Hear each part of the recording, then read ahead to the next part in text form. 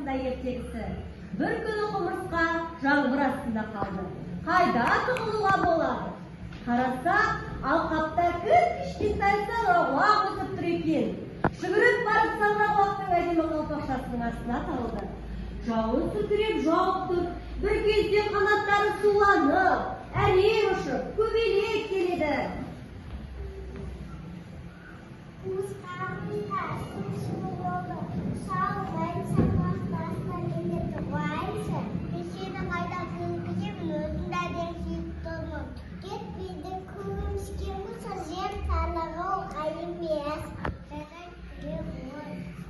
Құмырсқа көбелекті саңырауқұлақтың астына кіргізді. Жаңбыр тіпті қатты жауа бастады. Осы кезде саңырауқұлақтың қасына ентіге жүгіріп тышқан келеді.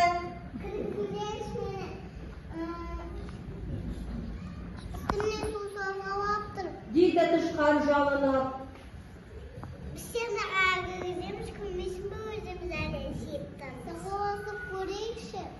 Үшеуі сығылысып, саңырауқұлақтың астын паналайды. Жаңбыр болса, тоқтар емес, шелектеп құйып тұр. Саңырауқұлақтың қасына секіріп, торғай келді. Қауышында су болып, қанаттарын шашады. Жаңбыр біткенше саңырауқұлақтың астында мен де кіргізсем бола ма? Қанаттарымды үстімді кептіріп алайыншы деп жылап жіберді кішкентай торғай. Сен қайдан кіргіземін? Көрмейсің бе өзіңнің әрең өтінемін, жүріп көріңдерші. Құмырсқа, көбелек, тышқан жылжып саңырауқұлақтың астына торғайды да кіргізді. Алқапқа осы арада ырғып шыққан қоян саңырауқұлақты көріп айғай салды.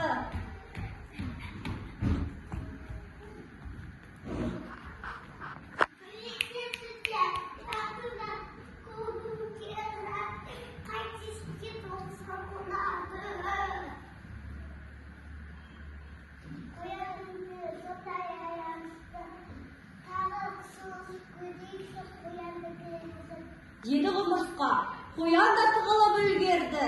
Дәл сол кезде түлкі жүгіріп келді. Қоянды көрдіңдер ме? деп сұрады.